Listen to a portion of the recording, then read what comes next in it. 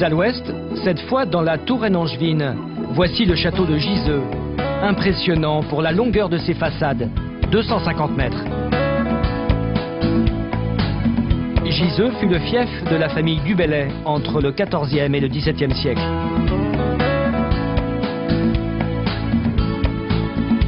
Aujourd'hui, les Lafont consacrent toute leur énergie pour le restaurer, avec l'aide de leurs enfants. Hey, t'es par là? Oui, on est là. On est en train de... Moi, j'aimerais vider le KGB pour avancer sur la 3e salle de bain, là. D'accord. Attends, je vais reposer ça, parce que là, j'étais en train de ranger les chambres d'hôtes. Qui est-ce qui veut m'aider? Vous allez voir, hein, c'est pas simple, hein. Tu m'aides, Esco, ou pas? Moi, oui, je suis d'accord. Moi, je veux bien. Ce jour-là, au programme, l'aménagement d'une salle de bain destinée à l'une des 3 chambres d'hôtes du château. Et ça? Oui. On l'emmène où? On va le mettre ça dans la galerie. 1, 2, 3. Et vous posez dès que vous voulez. Et vous le dites avant. Là, le côté assez sympa, c'est vrai que c'est...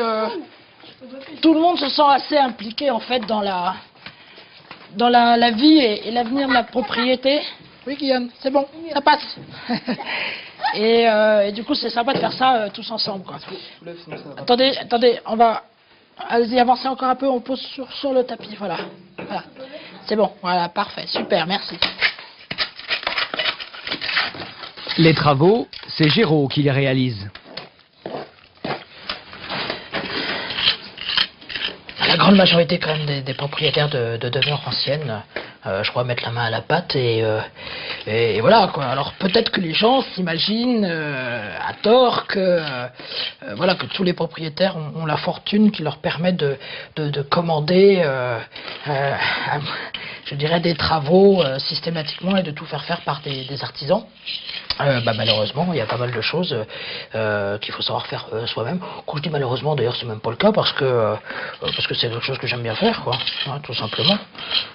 La salle de bain devrait être prête dans 2 mois. Bon, venez, on va passer par ici et je vais aller vous montrer votre chambre.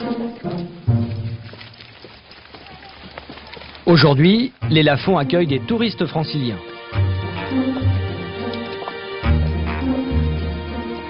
Alors ici, on est dans la galerie François Ier. Vous pouvez regarder un petit peu les peintures qui ont un peu plus de 400 ans. Mais nous, on va passer par ici et je vais aller vous montrer votre chambre qui est par là. Ils dormiront dans la chambre jaune, sous ces magnifiques poutres Renaissance. Ça vous plaît? Ah oui, c'est très joli. Très beau. Tout à fait. Avec une belle vue. C'est parfait.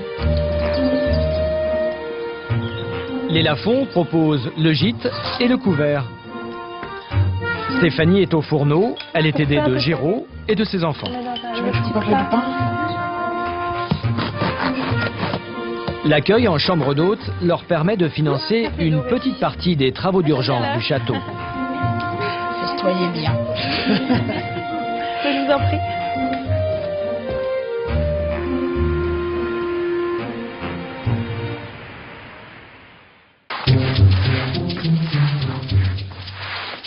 Quelques jours plus tard, une autre façon de faire vivre le château et de le faire découvrir. Aujourd'hui, on reçoit un centre aéré. Donc, on va accueillir des enfants ici toute la journée qui vont visiter le château, faire du pain et le faire cuire et le déguster. Et puis, ils vont aussi créer leur blason dans cette salle qu'on est en train de préparer.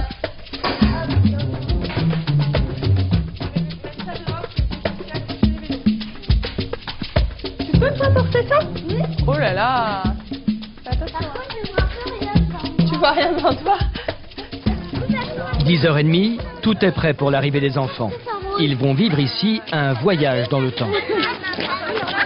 Pour entrer dans l'escalier, on va sortir son épée du fourreau. Il faut le bruit, hein. Voilà, parce que s'il n'y a pas de bruit, il n'y a pas d'épée. Voilà.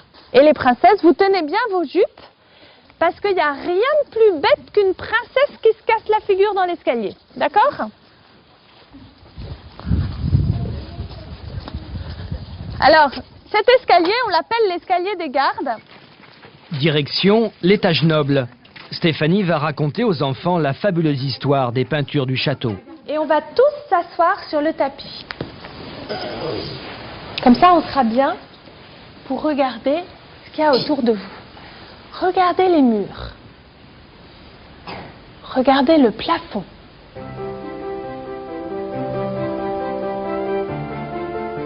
Regardez derrière vous la cheminée. Vous voyez que tout est peint. Ces peintures raffinées, réalisées à la fin du XVIe siècle par des artistes italiens, ont vécu de drôles d'aventures pour arriver jusqu'à nous.